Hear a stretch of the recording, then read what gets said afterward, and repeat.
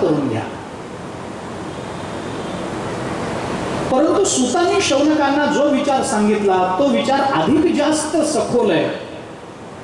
सुत पुरुषार्थ विचार सांगत असताना असं म्हणतात, धर्मस्य हि अपवर्गस्य न अर्थो अर्थायोपकल्पते. माणसाने धर्माचं पालन करावं. कशा करता? धर्माचं पालन करणाऱ्यांना असं काय मिळालं आतापर्यंत म्हणून माणसाने धर्माचं पालन करावं. धर्माचं पालन करणारे गेले वनवासामध्ये पांडव आणि अधर्मानं वागणारा दुर्योधन झाला राजा.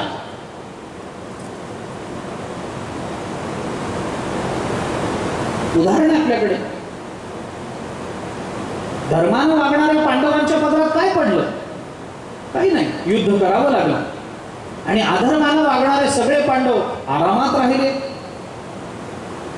मग धर्मानं वागून काय मिळालं?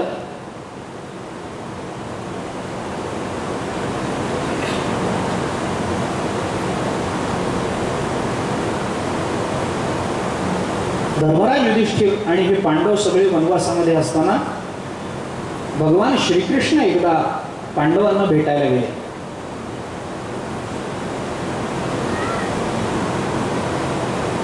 त्यावेळेला काही विषय निघाला आणि धर्माची चर्चा सुरू झाली. स्वाभाविक धर्मराज युधिष्ठिरांना धर्माची बाजू घेऊन धर्मानं वागलं पाहिजे, धर्मानंच विचार केला पाहिजे. धर्म म्हणजे नेमकं काय असतो त्याचा आश्रय आपण केला पाहिजे, कारण आपल्याला आश्रय देणारा धर्म असतो. धारणात धर्म मिथ्याहो धर्म धारयते प्रजा यस्यात धारण संयुक्तः सधर्म इत्यभिधीयते. व्यासमहर्षींनी महाभारतामध्ये धर्माची व्याख्या केली. ध्रुव धारण करणे हा धातू आहे धर्म शब्दामध्ये. धरती लोकान पुण्यते ध्रियते पुण्यात्मभी इति वा धर्मः असं म्हणा. धरती लोकान ध्रियते पुण्यात्मभी. जो लोकांना धारण करतो आणि संतांकडून धारण केला जातो त्याला धर्म असं म्हणतात. आम्हाला धर्म धारण करावा लागतो, आम्हाला धर्माच्या आश्रयाला जावं लागतं. पण तुकाराम महाराज धर्माच्या आश्रयाला जात नाही. तुकाराम महाराज धर्म पाळत नाही, तुकाराम महाराज धर्मानं वागत नाही. मग तुकाराम महाराज जे वागतात तो धर्म असतो. तुकाराम महाराजांना धर्मानं वागायचं कारण नाही आहे, ज्ञानोबारांना धर्मानं वागायचं कारण नाही आहे. चोखोबाराय धर्मानं वागत नाही, ते जे वागतात तो धर्म ठरतो जगात. ध्रियते पुण्यात्मभी इति वा धर्मः.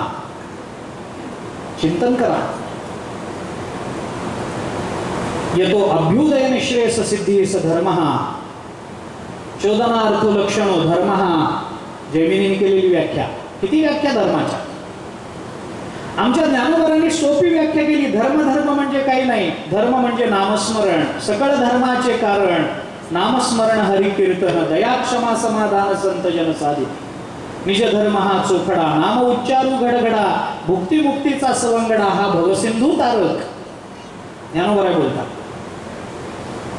धर्माचं पालन कशा करता? धर्मराजाने जेव्हा धर्माची बाजू मांडण्याचा प्रयत्न केला, द्रौपदी खवळली, रागानं बेभान झाली. ती म्हणाली, अहो तुम्हाला काहीच कसं कळत नाही. द्रौपदी पत्नी आहे, नवऱ्याला बोलते, तुम्हाला काहीच कसं कळत नाही. परंपरा तिथून आहे, घाबरू नका, तिथून परंपरा आहे. काहीच कसं कळत नाही म्हणजे काय झालं? अहो आज जेवढ्या धर्माच्या गप्पा मारता, माझ्या वस्त्राला ज्या वेळेला दुःशासनाने हात घातला त्यावेळेला धर्म कुठे गेला होता? आणि काय धर्माच्या गप्पा मारता? धर्मानं वागून वनवासात आलात, अधर्मानं वागून त्यांनी राज्य मिळवलंय, आणि काय धर्म सांगता तुम्ही? धर्मराज द्रौपदीला म्हणाले, द्रौपदी मी धर्मानं वागून वनवासात आलो आणि अधर्मानं वागून त्यांनी राज्य मिळवलं, म्हणून धर्मानं वागण्यात तथ्य नाही. असं जर तुला वाटत असेल तर ते उचित नाही, योग्य नाही. द्रौपदी म्हणाली, मग तुम्ही धर्माने वागलातच कशाला जर सगळं गेलं तर? धर्मराजाने फार गोड उत्तर दिलं. म्हणाले, द्रौपदी धर्मानं वागून काही मिळतं म्हणून मी धर्मानं वागलो नाही. धर्मानं वागणं हा माझा धर्म आहे म्हणून मी धर्मानं वागलो. आम्ही धर्मानं का वागावं? धर्म कुणासाठी? भागवत बोलतं धर्मस्य ही अपवर्गस्य. अपवर्ग, अपवर्ग या शब्दाचा अर्थ आहे मोक्ष, कृतार्थता. अपवर्ग याच्यामध्ये अ हा नकारार्थी शब्द आहे आणि ज्याच्यामध्ये प वर्ग नाही त्याला अपवर्ग असं म्हणतात. असं आहे. प वर्ग म्हणजे आता हे मराठी शिक्षणच हळूहळू कमी झालंय त्यामुळे आपल्याकडे 12 खडीत वर्ग आहेत माहिती आहे का? क च ट त प हे वर्ग आहेत की नाही? क ख ग घ ङ. तर म्हणून दाखवू काय? च छ ज झ ञ ट ठ ड ढ ण त थ द ध न आणि प फ ब भ म हे वर्ग आहे. याला क च ट त प असं वर्ग म्हणतात. क वर्ग म्हणजे क ख ग घ म, याला क वर्ग. तसं प वर्ग म्हणजे प फ ब भ म. प फ ब भ म हा प वर्ग आहे. हा प वर्ग ज्याच्यामध्ये नसतो त्याला अपवर्ग असं म्हणतात. प वर्ग नाही म्हणजे काय? प फ ब भ म एवढ्या गोष्टी नाही. प नाही म्हणजे जिथं पाप नाही, फ नाही म्हणजे जिथं फलासक्ती नाही, ब म्हणजे जिथं बंध नाही, भ म्हणजे जिथं भय नाही आणि म म्हणजे जिथं मोह नाही. असं जे आहे त्याला मोक्ष असं म्हणतात. त्याला अपवर्ग असं म्हणण्याची पद्धत. अपवर्ग या शब्दाचा अर्थ आहे मोक्ष. धर्म कशा करता पाळावा? तो अपवर्गाकरता पाळावा. न अर्थो अर्थाय कल्पते. तो अर्थ प्राप्ती करता धर्म पाळू नये. धर्माचा विचार मोक्षा करता असावा, अर्थ प्राप्ती करता असू नये. अर्थाचा विचार माणसाने अवश्य करावा, पण अर्थानं धर्माचं पालन करता येतं म्हणून अर्थाचा विचार करावा. कामाचा उपभोग घेण्याकरता अर्थाचा विचार करू नये. सुतांनी सांगितलेलं चिंतन आहे पुरुषार्थाचा. माणसाने धर्माचं पालन करावं मोक्षाकरता, अर्थाकरता नाही. अर्थाचा विचार करावा धर्माकरता, कामाकरता नाही. कामाचा विचार माणसाने करावा इंद्रियांना तुष्ट करण्याकरता नाही. मग कशा करता? जीवेत यावता, आपलं जीवन चालू राहावं याच्याकरता कामाचा विचार करावा. चांगली संतती निर्माण व्हावी, कामाचा विचार अवश्य करावा. जीवन चालू राहील त्याच्यामध्ये. सुसंस्कारित जीवनाकरता संतती झालेली चांगलीच असते. चांगल्या माणसाने कामाकडे पाठ फिरवू नये, नाहीतर चांगले लोक निर्माण व्हायचेच बंद होतील. सत्वगुणी जे गुण रक्तातून येतात ते येणारच नाहीत मग तसं जर झालं तर. याच्याकरता कामाचा विचार इंद्रियांच्या तुष्टीकरता करू नये, जीवन जगण्याकरता करावा. ऐका पुरुषार्थाचा विचार.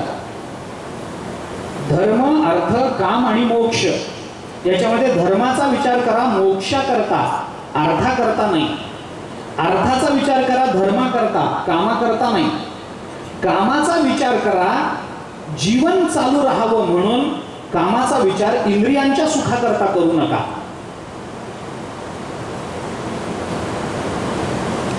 धर्माचं पालन करून केवळ स्वर्गच मिळवायचा असेल त्या धर्माचा उपयोग नाही. म्हणून वदंती म्हणून हा विषय महत्वाचा आहे, पण फक्त उल्लेख करतो.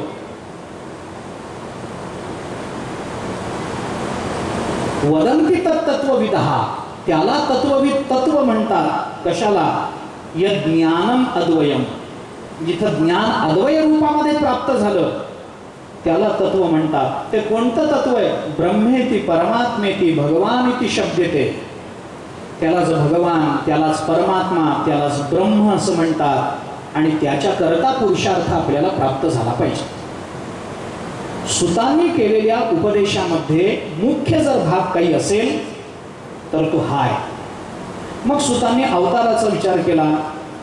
एकूण 22 अवतारांचा विचार तिसऱ्या अध्यायामध्ये प्रकट झाला. त्याच्यामध्ये नारायणापासून मग पुढे सनकादिक, नंतर वराह, त्याच्यानंतर नारद, त्याच्यानंतर नरनारायण, त्याच्यानंतर कपिल, भगवंताचे हे अवतार आहेत. त्याच्यानंतर दत्तात्रयांचा अवतार झाला. दत्तात्रयानंतर यज्ञ रूपानं अवतार भगवंतांनी धारण केला. नंतर ऋषभदेवाच्या रूपानं भगवान प्रकट झाले. ऋषभदेवानंतर पृथूच्या रूपानं भगवंताचा आविर्भाव झाला. त्यानंतर मत्स्य रूपानं भगवान प्रकट झाले.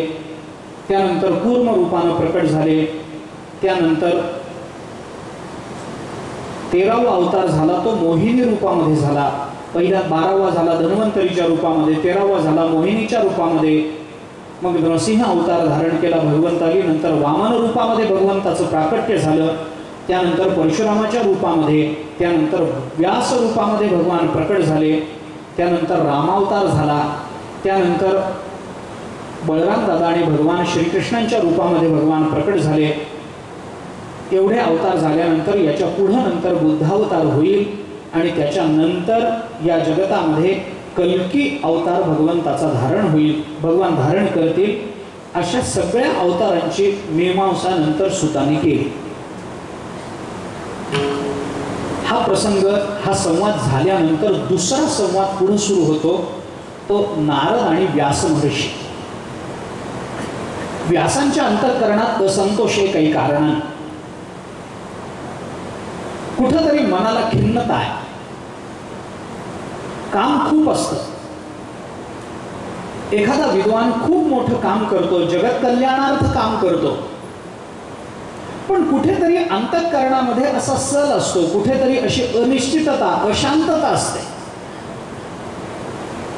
व्यासांचं काम कमी नाही. वेदांचे विभाग त्यांनी करावेत, काय काम लहान आहे? पुराणांची रचना करावी, महाभारतासारख्या परिपूर्ण ग्रंथाची रचना करावी, काही कमी नाही आहे. पण कुठंतरी अंतःकरणामध्ये तो सल आहे. आपल्या पुत्राच्या मागे शुका करत गेलेले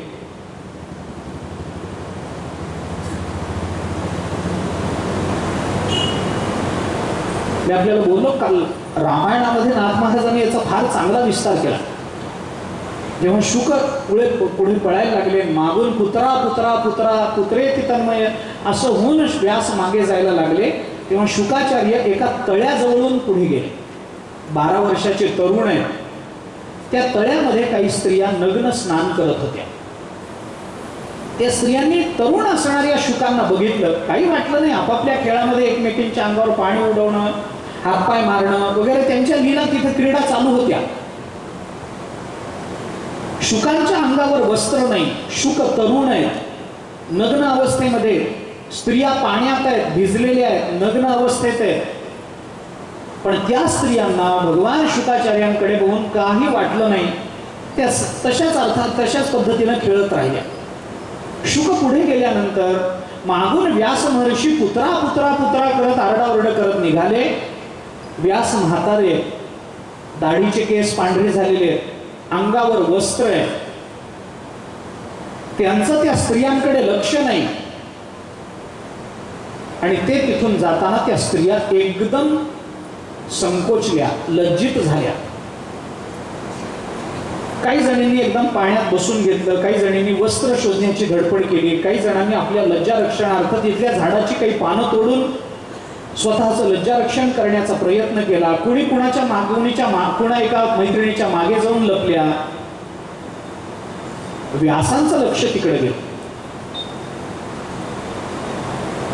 व्यास वाईट वाटलं. व्यासा काय म्हणा, रागावले, थोडेसे खिन्न झाले आणि त्यांनी त्या स्त्रियांना विचारलं, का ग म्हणे, माझा मुलगा तरुण आहे, नग्न अवस्थेमध्ये तो तुमच्या समोरून गेला तर तुम्हाला लाज वाटली नाही, आणि मी तुमच्या बापाच्या आजोबाच्या वयाचा आहे, मी तुमच्या समोरून जातो तर मला लाजता तुम्हाला काहीच कसं वाटत नाही?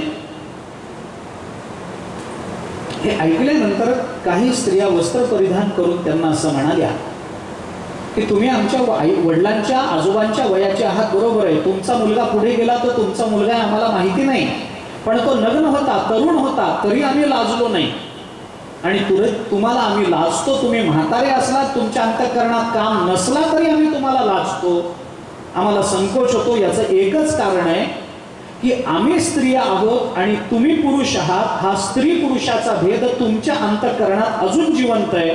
पण तुमचा जो पुत्र नागडा पुढे गेला त्याच्या अंतःकरणात आम्ही स्त्रिया आणि तो पुरुष असा भेद नाही म्हणून आम्ही त्याला लाजतो.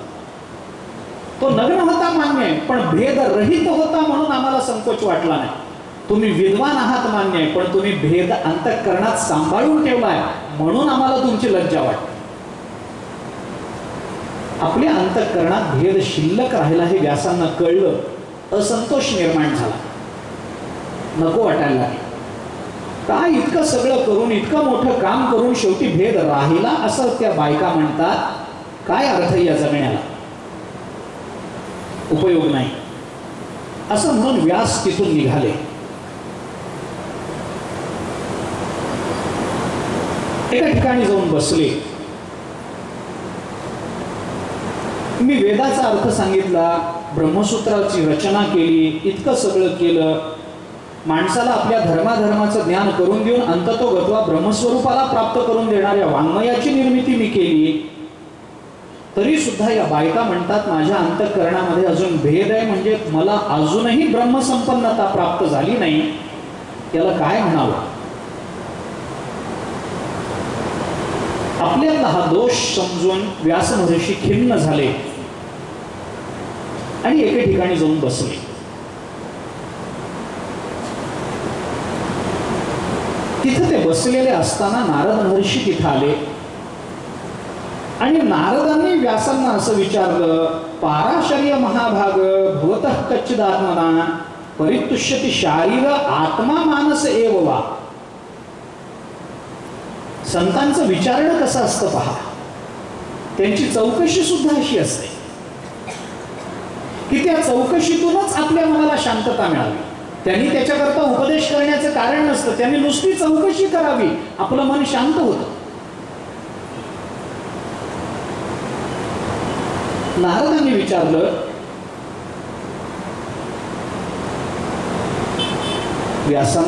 व्यासांना की आतापर्यंत तुम्ही जे कार्य केलंय त्या कार्यानं तुमचं शरीर आणि तुमचं मन हे दोन्ही स्वस्थ आहे ना?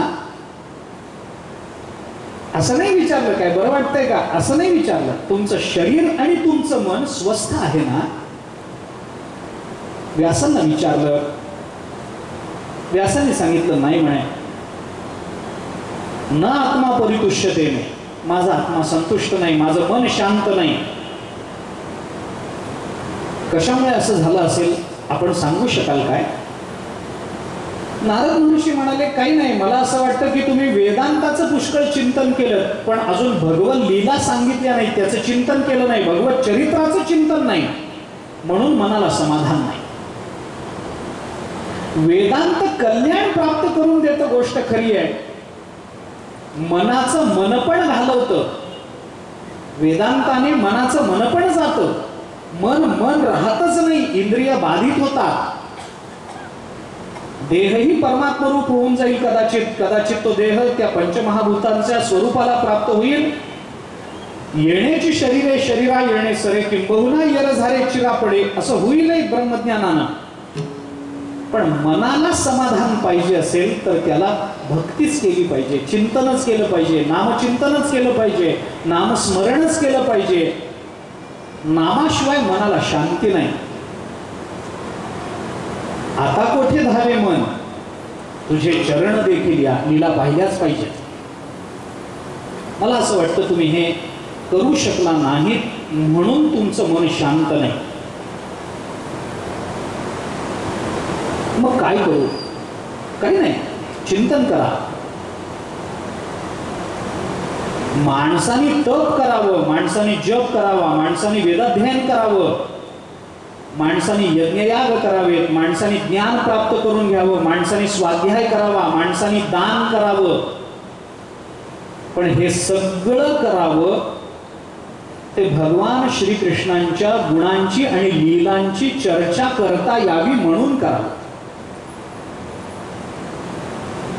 मुक्त होण्याकरता ज्ञानाचा विचार करू नये.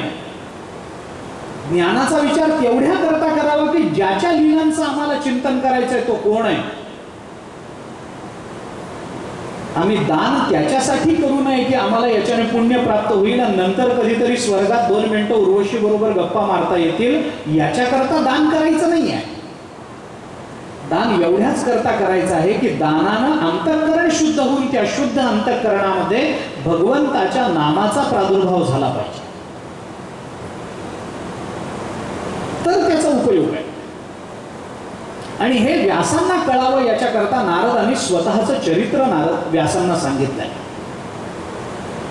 मी एका दासीचा पुत्र आहे. लहानपणी माझ्या घरी काही साधू महात्मे आले. माझी आई त्या साधूंची सेवा करत असे म्हणून मीही त्यांच्या सेवेमध्ये प्रविष्ट झालो.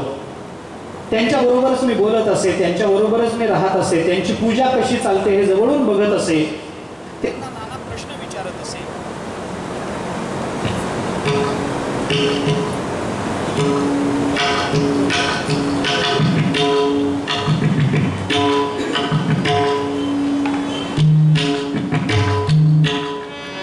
राधे राधे गोविंद गोविंद राधे राधे गोविंद गोविंद राधे राधे राधे गोविंद गोविंद राधे राधे राधे गोविंद गोविंद राधे राधे राधे गोविंद गोविंद राधे राधे राधे गोविंद गोविंद राधे राधे राधे गोविंद गोविंद राधे राधे राधे गोविंद गोविंद राधे राधे राधे राधे राधे गोविंद राधे राधे राधे गोविंद गोविंद राधे राधे राधे राधे राधे गोविंद राधे राधे राधे राधे राधे गोविंद राधे राधे राधे राधे राधे गोविंद राधे राधे राधे राधे राधे गोविंद राधे राधे राधे राधे राधे गोविंद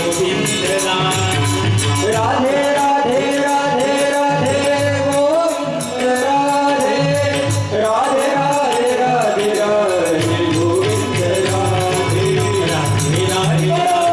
राधे गोविंद राधे राधे राधे राधे राधे गोविंद राधे राधे राधे राधे राधे गोविंद राधे राधे राधे राधे राधे गोपाल राधे गोविंद राधे गोपाल राधे गोविंद राधे गोपाल राधे गोविंद राधे गोपाल राधे गोविंद राधे गोपाल राधे राधे राधे राधे गोविंद राधे गोपाल राधे गोपाल राधे राधे राधे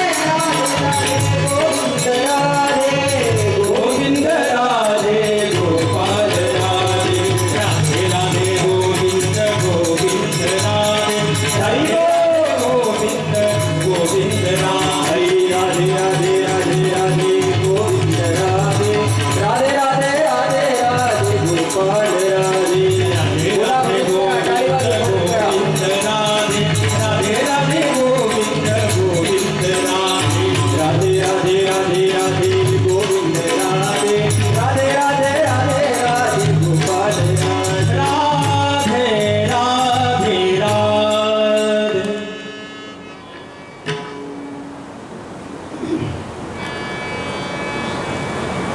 नारदांनी आपलं चरित्र व्यास महर्षींना सांगितलं. या चरित्रामध्ये नारदांनी आपण लहान असताना कसे महात्मे घरी आले, त्यांची सेवा आपण कशी केली,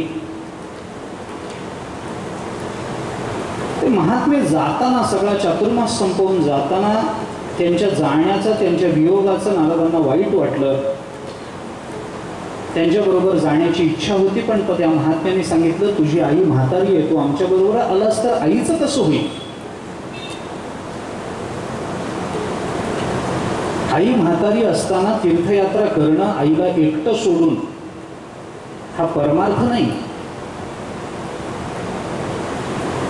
सगळी तीर्थयात्रा बाजूला ठेवून आई वडिलांची सेवा करणं हा परमार्थ. ज्ञानोबारांनी चिंतन करताना हेच सांगितलंय.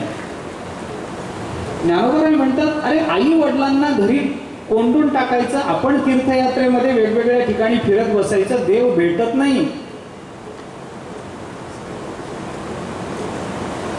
सकल तीर्थाची धुरे जिये का माता पितरे सेवेशी शरीरे लोण कीजे. आई वडिलांच्या चरणामध्ये सकल तीर्थाची प्राप्ती होते.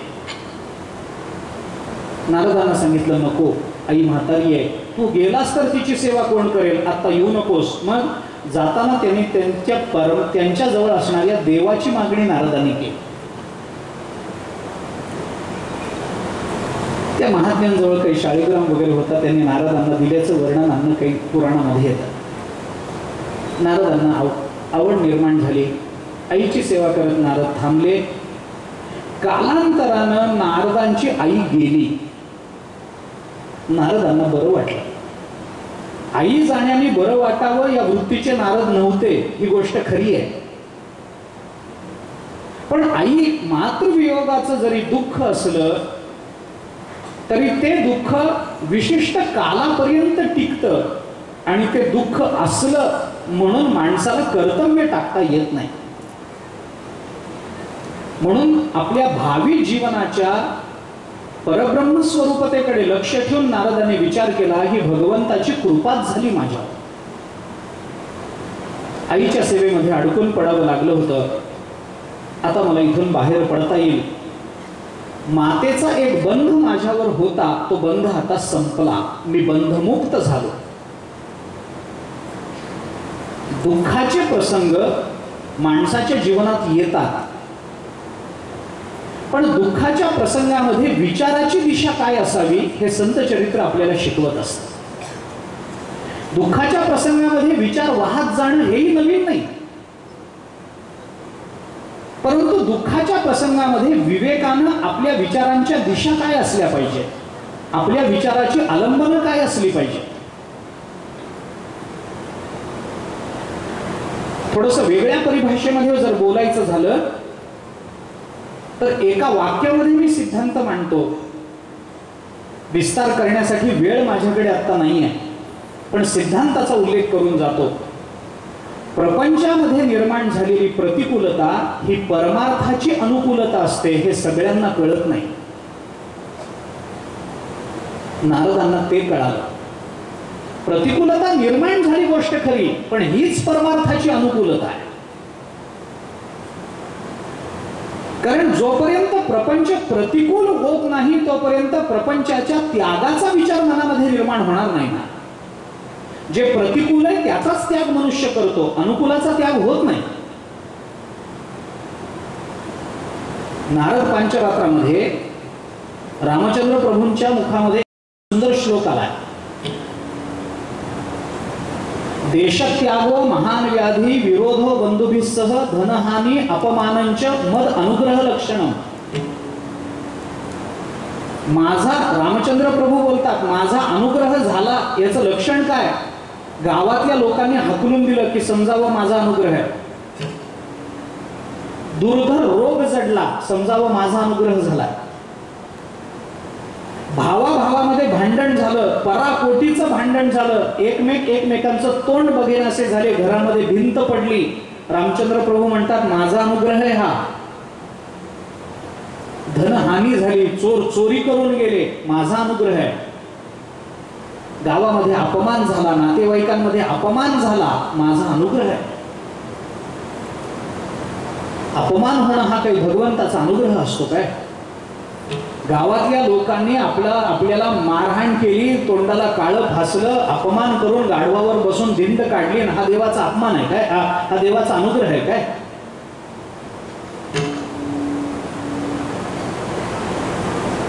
आपल्यापैकी कुणाला असा अनुग्रह व्हावा असं वाटतं मला सांगा? देवाचा अनुग्रह व्हावा वाटतं की नाही? वाटतं. मग आपल्याला गावातल्या लोकांनी हाकलून देणं हा देवाचा अनुग्रह आहे. आता सांगा कुणाला पाहिजे?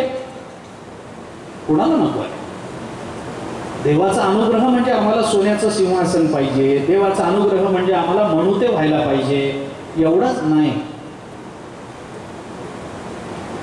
भागवतामध्येच भगवान श्रीकृष्णाने म्हणलंय, ज्याच्यावर मी कृपा करतो पहिल्यांदा जर काही करत असेल तर त्याच्या घरामध्ये चोरी करवतो.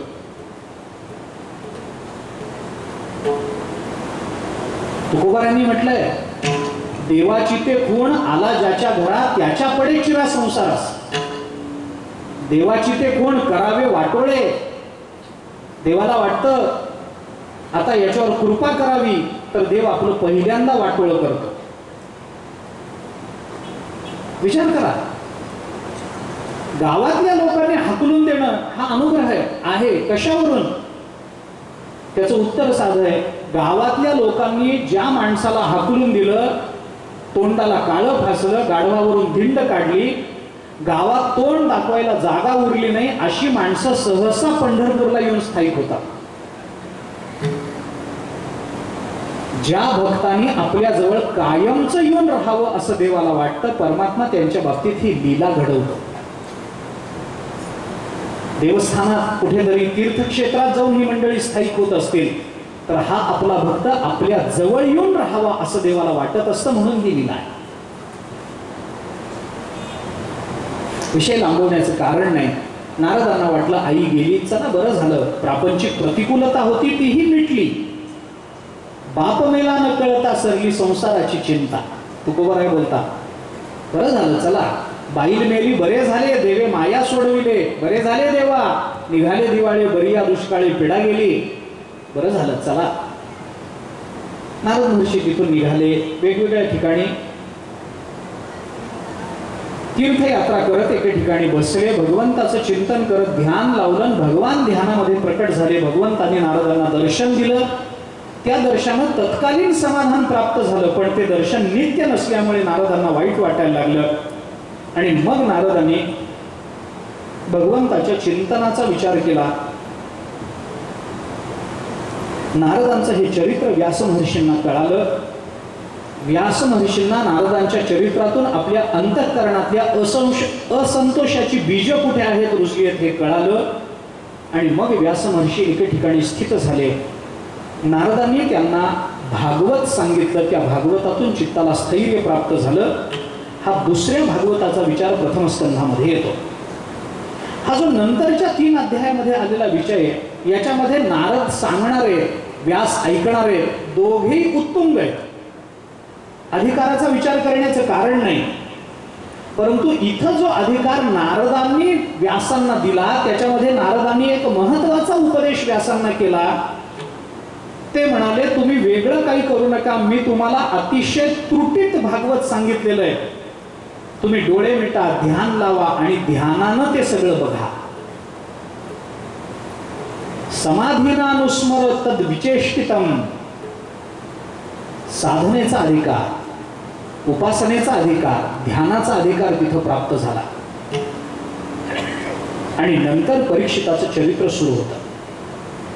इथं श्रवणाचा अधिकार आहे. मग ते ध्यानाला बसले वगैरे सगळं झालं. त्याच्या पुढं मग सुतांनी परीक्षितीचं चिंतन केलं.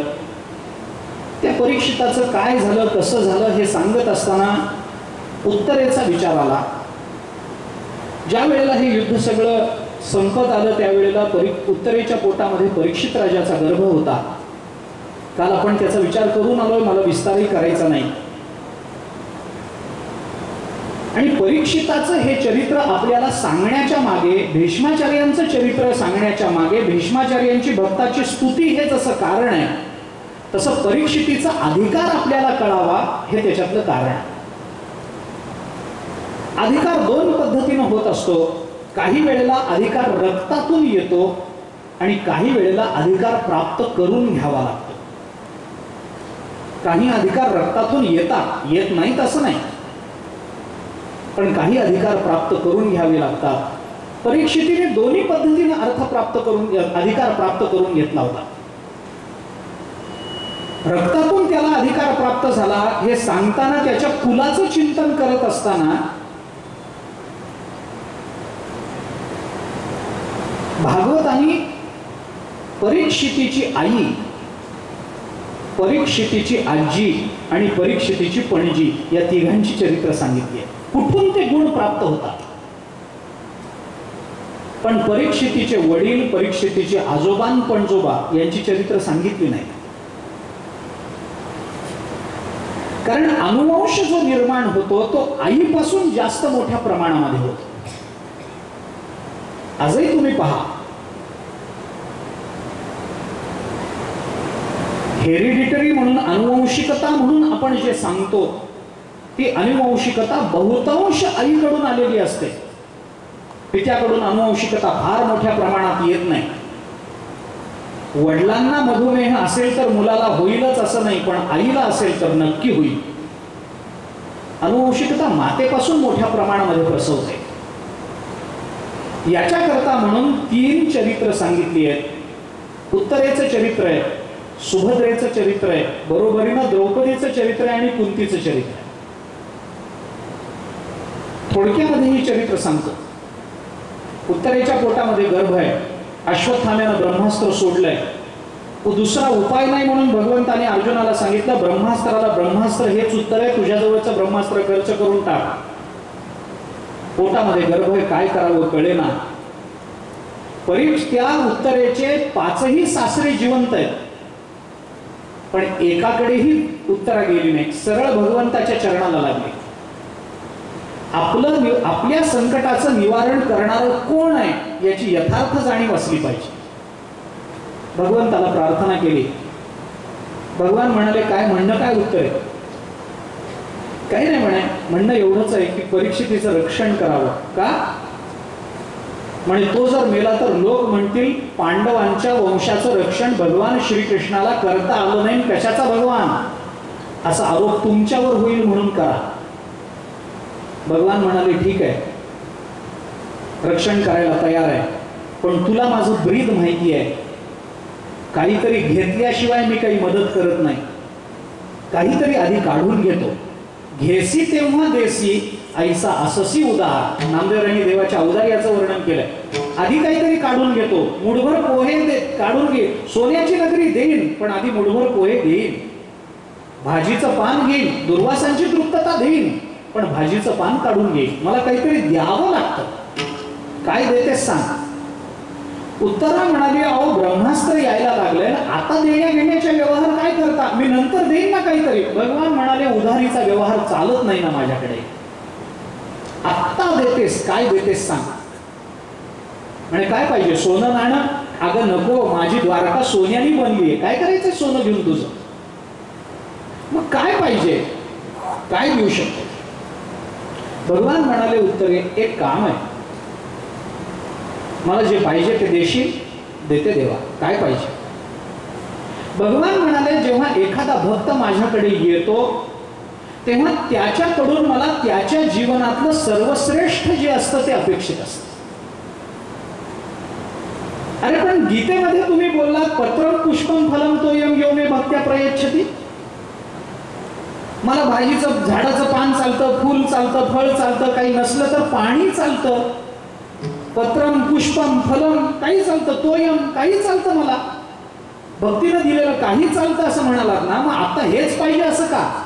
भगवान म्हणाले, तुला गीतेचा अर्थ कळत नाही. उत्तरे, मी गीतेत हे बोललो हे बरोबर आहे, पत्रम पुष्पम फलम तोयम हे द्यायला मी सांगितलंय, पण ज्याच्याकडे सगळं भरून आहे त्यांनी पत्रम द्यावं अशी अपेक्षा नाही. ज्याच्याकडे आता पत्र देण्या वाचून दुसरं गत्यंतर नाही त्याने दिलेलं पत्रम. ज्याच्याकडे देण्यासाठी फळापेक्षा दुसरं मोठं फळ नाही त्यांनी फलम. आणि ज्याच्या दारिद्र्यामुळे ज्याला पत्र पुष्प फलही देता येत नाही, त्याच्याजवळ काहीच नाही म्हणून तो. पण त्या वेळेला ते जे दिलेलं आहे ते त्या वेळेला त्याच्या जीवनातलं श्रेष्ठच असतं. खायला भाकर तुकडा मिळत नसेल तर फुलपात्रभर पाणी त्याच्या दृष्टीने सर्वश्रेष्ठ असतं, ते तोयम मला चालतं. मान्य आहे. उत्तरा म्हणाली, ठीक आहे ना, काय देऊ मग, माझ्यातलं सर्वश्रेष्ठ काय, काय पाहिजे तुम्हाला. भगवान म्हणाले, उत्तरे काही नाही, तू स्त्री आहेस आणि स्त्रीच्या जीवनातली सर्वोच्च अवस्था असते तिचं मातृत्व. त्याच्या पलीकडे या जगतामध्ये श्रेष्ठ भूमिका दुसरी नाही. मग तुझं मातृत्व दे. काय देवाला मातृत्वाची गरज होती काय? गरज नव्हती, पण देवाने मातृत्व मागितलं. त्याचं कारण असं आहे, की परीक्षितीला हात जोडले पाहिजेत आणि मान वाकवून त्या ब्रह्मास्त्राला नमस्कार केला पाहिजे, हे बाहेरून सांगून अर्थ नव्हता. त्याच्यासाठी त्या उत्तरेच्या पोटात जाऊन त्याचं रक्षण करणं भगवंताला अभिप्रेत होतं. आणि उत्तरेच्या पोटात जायचं असेल तर पोटात जाण्याकरता जिच्या पोटात जायचंय तिचं मातृत्व असणं अपेक्षित आहे. याच्याकरता भगवान म्हणाले, मला दुसरं काही नको, तुझं मातृत्व दे, म्हणजे तुझ्या पोटात जाण्याची मला शास्त्र दृष्टीनं परवानगी मिळेल. मी सगळीकडे व्यापून आहे हे खरं आहे, पण तुझ्या पोटामध्ये परीक्षिताचं रक्षण करण्याकरता मला विशिष्ट रूपानं जायचं असेल तर तुझं मातृत्व असलं पाहिजे. एखाद्याच्या पोटामध्ये शिरण्याकरता त्या स्त्रीच्या मातृत्वाची अपेक्षा करणं याच्यापेक्षा अजून भक्ताचं कोणतं चिंतन भगवंतानी करावं. अशा उत्तरेच्या जिने भगवंताला आपलं मातृत्व दिलं, मातृत्व म्हणजे आपलं सगळं दिलं, कारण मातृत्व म्हणजे सगळ्या संसाराचा प्रारंभ तिथून आहे. गंमत आहे, उत्तरेचं चरित्र, द्रौपदीचं चरित्र, सुभद्रेचं चरित्र आणि कुंतीचं चरित्र, या 4 चरित्राला तुकोबारायांनी एका अभंगामध्ये गुंफून टाकलाय. एक अभंग आहे तुकोबारायांचा जो सर्व प्रसिद्ध आहे.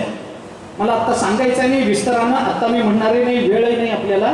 सरळ अभंग सगळ्यांना सांगून जातो. हेची थोर भक्ती आवडती देवा, संकल्पावी माया संसाराची, भागवतातली द्रौपदी आहे. ठेविले अनंते तैसेची राहावे, चित्ती असू द्यावे समाधान, भागवतातली सुभद्रा आहे. वाहिल्या उद्वेग दुःखची केवळ भोगणे ते फळ संचिताचे, भागवतातली कुंती आहे. आणि तुका म्हणे घालू तयावरी भार, वाहू हा संसार देवापायी, इथं उत्तर आहे. एका अभंगामध्ये तुकोबारायांनी 4ही चरित्र गुंफून टाकले. विस्तार करण्याचं कारण नाही. उत्तरेच्या पोटामध्ये जाऊन भगवंताने परीक्षितीचं रक्षण केलं. परीक्षितीच्या पहिल्यांदा परीक्षितीला मरणापासून सोडवणारे भगवान आहे. मरणाचं भय तिथंच गेलंय, भगवत दर्शन तिथंच झालं, पण अर्भक अवस्थेमध्ये झालं. दुसरं चरित्र भागवताने सांगितलं ते सुभद्रेचं आहे, द्रौपदीचं आहे. क्रमानं सांगायचं झालं द्रौपदीचं आहे. द्रौपदीची 5ही मुलं ज्या वेळेला भीमाने दुर्योधनाची मांडी फोडली तेव्हा भीमा त्या दुर्योधनाला बरं वाटावं म्हणून अश्वत्थाम्याने द्रौपदीची 5ही मुलं मारली. दुर्योधनासमोर त्यांची मुंडकी तोडून नेली. दुर्योधनाला सुद्धा वाईट वाटलं. अधर्मानं वागणारा दुर्योधन म्हणतो असं वागू नये, म्हणजे काय क्रूर कर्म होतं आपण पहा. द्रौपदीला वाईट वाटलं, रडायला लागली. अर्जुन आणि भगवान समजवायला गेले, ऐकायला तयार नाही. त्या दुर्योधनाला त्या अश्वत्थाम्याला पकडून आणा, त्याचा प्रतिशोध घेतल्याशिवाय माझ्या अंतःकरणाला शांतता मिळायची नाही. अर्जुनानं भगवंताच्या आधारानं प्रतिज्ञा केली. अश्वत्थाम्याला पकडलं, द्रौपदी समोर आणलं. त्या द्रौपदीला बघितल्या, अश्वत्थाम्याला बघितल्याबरोबर ती द्रौपदी म्हणाली, मुच्यताम मुच्यतामेश ब्राह्मणो नितराम गुरु, याला सोडून द्या, सोडून द्या, हा आपल्या गुरुचा मुलगा आहे, सोडून द्या बाबा, ब्राह्मण आहे, सोडा याला. भगवान म्हणाले, अगं याला मार, म्हणजे मग तुला तुझी मुलं मेल्याचं कुठेतरी दुःख कमी होईल. ती म्हणाली, नाही नाही मारायचं नाही. म्हणे का? त्यावेळेला द्रौपदी जे बोलली, त्या द्रौपदीच्या बोलण्यातून ते चरित्र कसं परीक्षितापर्यंत आलं हे कळावं म्हणून हे चरित्र सांगितलं. द्रौपदी म्हणाली, मा रोदिदस्य जननी गौतमी पती देवता यथाहम मृतवत्सारथा रोदिम्य श्रुपमिके मुहु. द्रौपदी म्हणते, नको म्हणे, याला सोडून द्या. म्हणे का? द्रौपदी एवढंच म्हणाली, आपल्या पोटचा मुलगा जाण्यानं आईला काय दुःख होतं हे मी नुकतं भोगलंय, आणि मी जर अश्वत्थाम्याला मारलं तर याच्या आईला तेच दुःख भोगावं लागेल. म्हणून आपल्याला जे दुःख झालं ते दुसऱ्याला भोगावं लागू नये अशा मनोवृत्तीच्या परंपरेमध्ये परीक्षिताचा जन्म झाला, म्हणून तो भागवत श्रवणाचा अधिकारी आहे. तिसरं चरित्र सुभद्रेचं आलंय. सुभद्रेचा मुलगा अभिमन्यू या उत्तरेचा नवरा परीक्षिताचा बाप चक्रव्यूहामध्ये शिरला. चांडाळ चौकडीनं त्याला मारलं. अभिमन्यू मेला हे कळल्यानंतर केवळ पांडवांना वाईट वाटलं असं नाही, कौरवांना सुद्धा वाईट वाटलं. इतका अभिमन्यू चांगला होता. सगळेच रडायला लागले. परंतु आईला कोण सांगणार, सुभद्रेला हे कोण सांगणार? अर्जुन म्हणाला, देवा तुझ्याशिवाय होत नाही, तुम्ही काहीतरी करा, पण तिला कळेल असं पहा. भगवान म्हणाले, मी सांगतो. सुभद्रेकडे आले. सुभद्रा, बरं वाटलं सुभद्रेला, भगवान आले, परमात्मा आले. भाऊ असला तरी देव आहे ना, माझ्या घरी आला, आनंद वाटला. सुभद्रेने स्वागत केलं. भगवान म्हणाले, सुभद्रे एक निरोप द्यायला आलो. कोणाचा? अभिमन्यूचा. अभिमन्यूंनी निरोप दिला तुमच्याकडे? काय म्हणाला? अभिमन्यूचा निरोप नाही, अभिमन्यू संबंधानं निरोप घेऊन आलोय. म्हणजे काय झालं? भगवंतांनी सगळं धाडस गोळा करून सांगितलं, आपला अभिमन्यू गेला. भगवंताला वाटलं ती रागावेल, चिडेल, आक्रोश करेल. एकुलता एक मुलगा गेला. ज्ञानोबारांनी म्हटलंय, माये पुढोनी बाळक काळे नेता एकुलते एक. काळानं एकुलता एक मुलगा उचलून नेला. सुभद्रा रडेल. सुभद्रा म्हणाली, गेला म्हणजे कुठे गेला? गावाला गेला का? नाही नाही, मेला. भगवंतांनी सांगितलं, सुभद्रेच्या डोळ्यात पाण्याचा थेंब नाही. भगवंताला वाटलं हिला वेळ लागलं का काय? पुत्रवियोगानं मनावर विपरीत परिणाम झाला काय? भगवंतांनी तिला धरलं, हलवलं. सुभद्रे, आपला अभिमन्यू गेला ना. सुभद्रा म्हणाली, कळलं ना देवा, किती तर सांगाल, कळलं. अहो तुला काही वाटत नाही? ती म्हणाली, देवा जगात अशी कोणती आई आहे हो की जिला मुलगा मेल्याचं दुःख होणार नाही? अगं मग तुझ्या डोळ्यात पाणी नाही, तुझा आक्रोश नाही, तुझं मला शिव्या देणं नाही, तुझं नवऱ्याला शिव्या देणं नाही, इतकी शांत कशी? सुभद्रा म्हणाली, देवा माझ्या डोळ्यात पाण्याचा थेंब नाही हे बरोबर, तुला वाईट वाटलं नाही? वाईट वाटतं ना, मग रडत का नाहीस? देवा का रडू? म्हणजे मुलगा मेला म्हणून. सुभद्रा म्हणाली, मला सांगा देवा, या जगामध्ये झाडाचं पान सुद्धा तुमच्या इच्छेने हलतं, तर माझा मुलगा कुणाच्या इच्छेने मेला असेल? सांगा ना, कुणाच्या इच्छेने? वृक्षाचे पान हले त्याची सत्ता राहिली अनंता मग कोठे, तुकोबा बोलतात ना.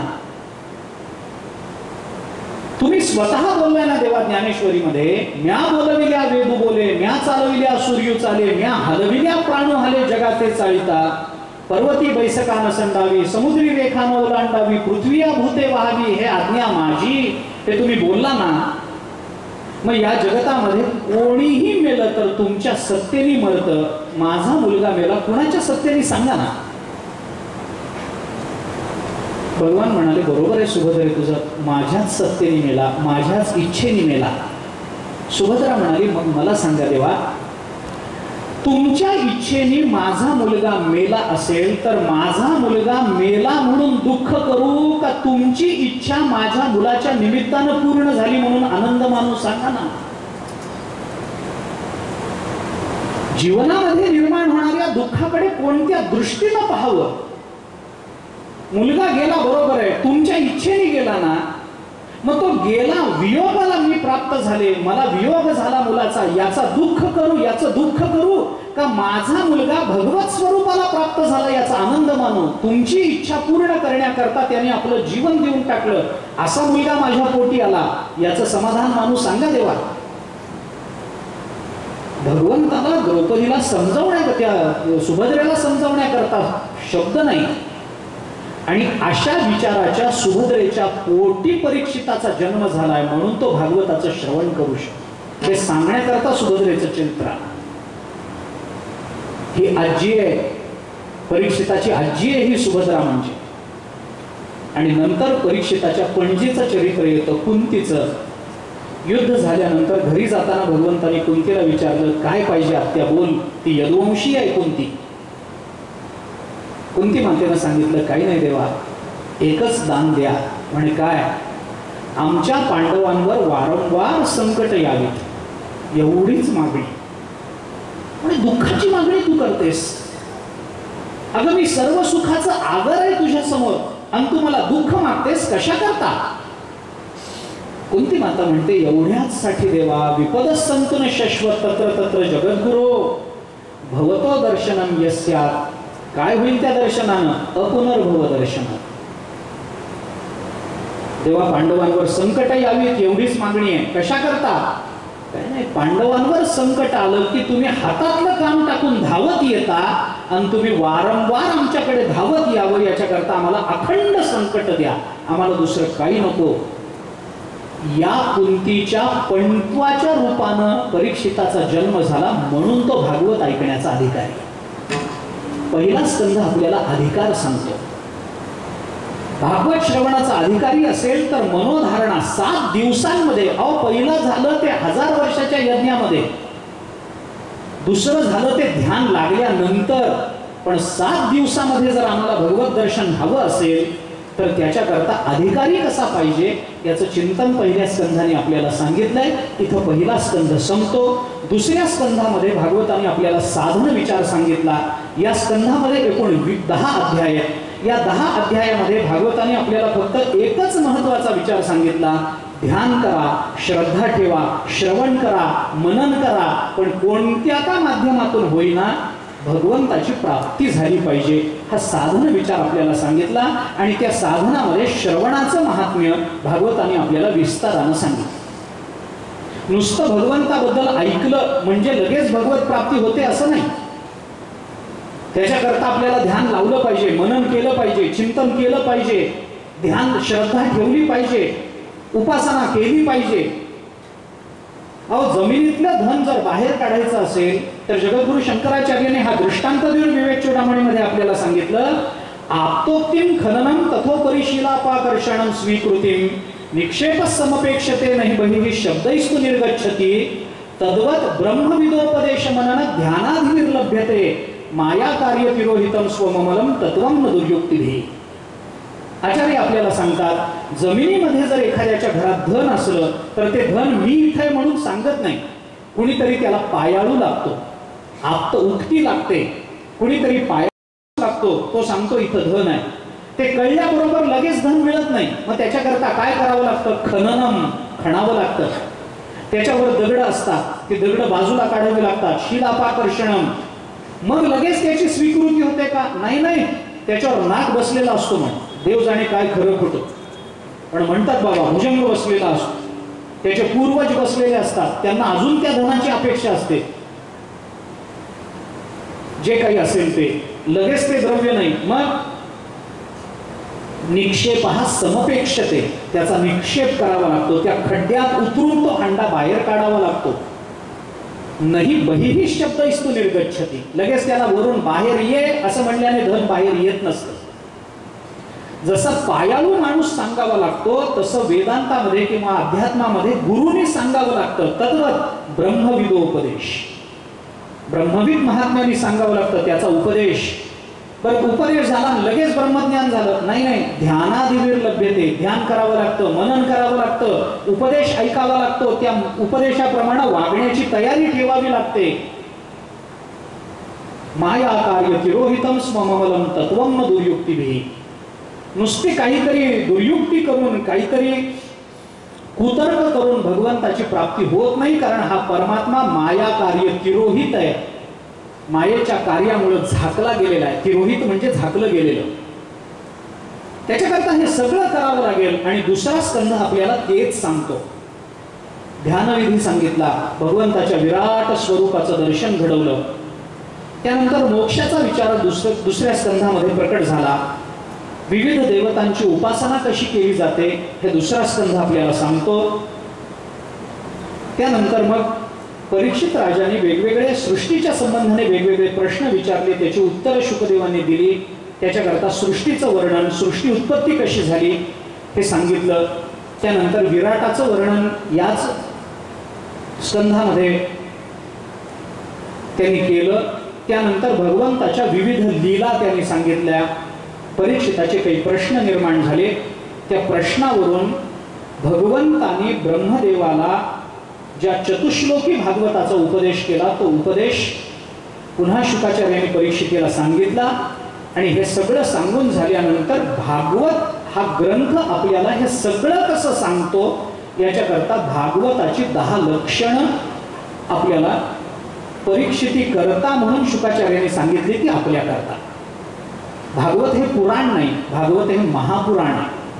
पुराणाची 5च लक्षणं असतात, महापुराणाची 10 लक्षणं असतात. त्यामुळे पहिल्या स्कंधामध्ये अधिकार, दुसऱ्या स्कंधामध्ये साधन सांगून झाल्यानंतर उरलेल्या 10 स्कंधामध्ये भागवत महापुराणाच्या एका लक्षणाचा विचार केलाय. दुसऱ्या स्कंधामध्ये विशेषत्वाने श्रवणाला महत्व दिलं. ते श्रवण कसं करावं, काय करावं, श्रवण करणं म्हणजे काय असतं, लक्ष देऊन ऐकणं म्हणजे काय असतं. त्याला ज्ञानोबरांनी अवधान शब्द वापरला. तरी अवधान एकले दीजे मग सर्व सुखासी पात्र होईजे. ते अवधान म्हणजे नुसतं श्रवण नसून अवधीयते निश्चयते इथे अवधानम.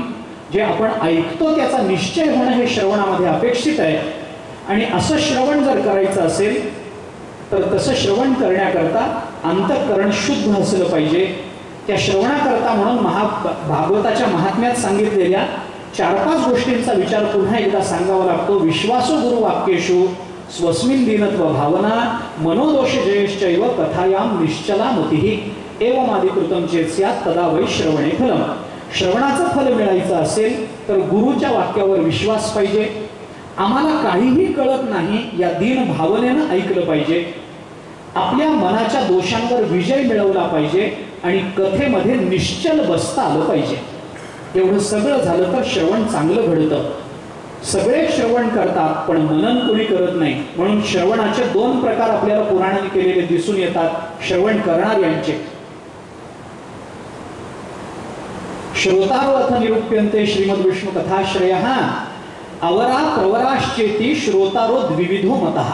2 प्रकारचे श्रोते असतात. एक अवर श्रोता असतो आणि दुसरा प्रवर श्रोता असतो. प्रवर श्रोता श्रेष्ठ दर्जाचा, अवर श्रोता कनिष्ठ दर्जाचा असतो. अवर श्रोत्यामध्ये 4 प्रकार असतात. एक वृक श्रोता, एक भुरुंड श्रोता, एक वृष श्रोता आणि एक उष्ट्र श्रोता. 4 प्राण्यांच्या नावावरून ही 4 नावं आली. काही श्रोत्यांना हे सांगणे अवघड आहे. वृक श्रोता आहे. वृक श्रोता म्हणजे काय? वृक या शब्दावरून ओळखा ना. त्याला नीट काहीच ऐकायचं नसतं.